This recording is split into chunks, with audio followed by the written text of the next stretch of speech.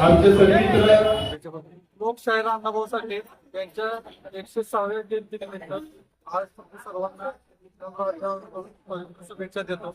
या ठिकाणी आपल्याला सांगू इच्छितो की शहरात तसेच ग्रामीण भागात मोठ्या प्रमाणावर जयंती उत्सव साजरे करण्यात आलेला आहे.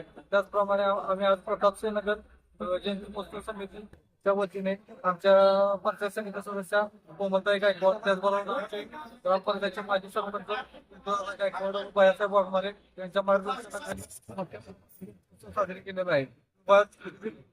कामे लोकशाहीर अण्णाभाऊ साठे यांचे भव्य दिवस स्मारक आम्ही प्रतापसिंहनगर करणार असून त्याचे केलेले आहे.